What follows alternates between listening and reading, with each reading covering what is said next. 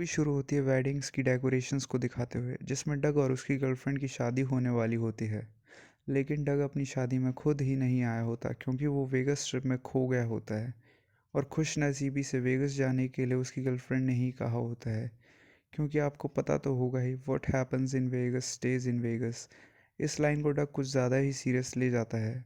अब scene cut कर 2 दिन पहले आता है, जहां डग अपने ससुर की क्लासिक कार में फिल का वेट कर रहा होता है, जो बच्चों के ट्रिप के पैसों से वेगस जा रहा होता है, और बीच में से डॉक्टर को पिकअप करते हैं, जिसे उसकी गर्लफ्रेंड वेगस जाने के लिए गालियां दे रही होती है, लेकिन वो फिर भी जाता है। वो सब होटल पहुंचते हैं, जहां स्वीट में केवल 2 बेड्स होने की वजह से विला बुक करते हैं, जिसका एक्सपेंस $4200 फॉर ओनली 1 नाइट।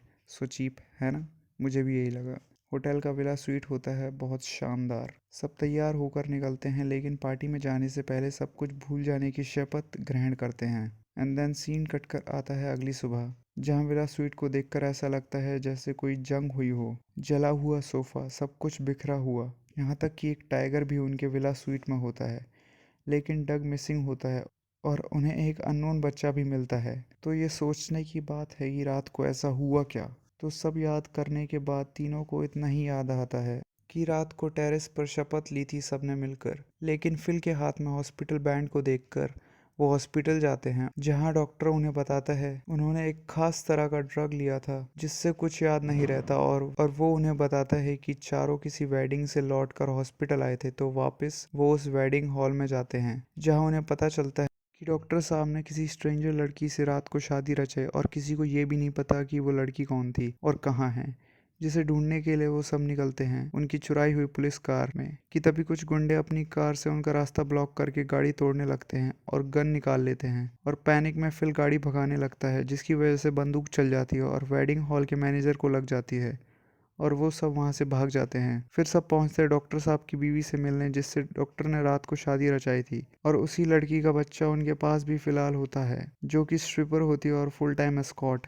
जिसके पास डॉक्टर की अंगूठी भी होती है, जिसे वो अपनी गर्लफ्रेंड को देने की सोच रहा होता है। कि तभी वहाँ पुलिस वाले पहुंच जाते हैं और उन्हें अरेस्ट कर लेते हैं पुलिस कार चुराने के जुर्म में। लेकिन थोड़ी बातचीत के बाद वो उन्हें छोड़ देते हैं, लेकिन छोड़ने से पहले वो कुछ बच्चों से उन्हें स्टन गन से शॉक दिलवाते हैं, और उन्हें डग के ससुर की कार भी वापस मिल जाती है, जिसकी डिग्गी में एक एशियन बिना कपड़ों के होता है, जो उन पर हमला कर देता है और भाग जाता है। एलन इन सब हादसों के बाद गिल्ट में अपना राज बताता है कि उसने सबकी ड्रिंक्स में ड्रग्स मिलाए थे, जिससे उन सब की ये हालत हुई। फिर वो सब वापस होटल के लिए निकलते हैं, जहाँ उन्हें माइक टायसन मिलता है, क्योंकि वो टाइगर माइक टायसन का ही होता है, जिसे वो उस रात उसके घर से चुरा कर लाए थे, और तब तक वो डग उनके साथ था।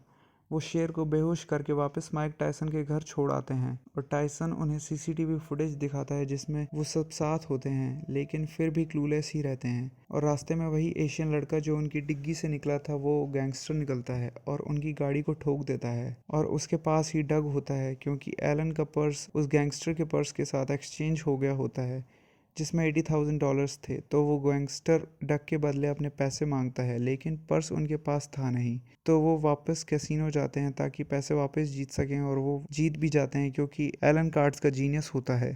पैसे लेकर वो गैंगस्टर के पास पहुंचते हैं और उन्हें डग मिल जाता है, लेकिन वो डग उनके वाला डग नहीं होता।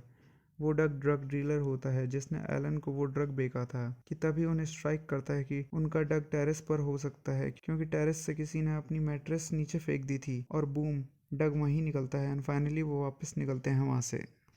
बीच रास्ते में कपड़े चेंज करके वो वेडिंग में पहुंचते हैं, और डॉक्टर साहब अपनी गर्लफ्रेंड को डंप कर देते हैं उससे फ्रस्ट्रेट होकर, और डग का ससुर उसे बताता है कि वो कार उसका गिफ्ट है। एंड फाइनली डग की शादी हो जाती है, और अब उन्हें वो कैमरा मिलता है जिसमें वो सारी फ़ोटोज़ थी, जो सारा कांड उन्होंने पूरी रात किया। और बिलीव मी, ऐसी ऐसी फ़ोटोज़ थी, आई थिंक तुम्हें खुद मूवी देखनी चाहिए एक बार। सिया।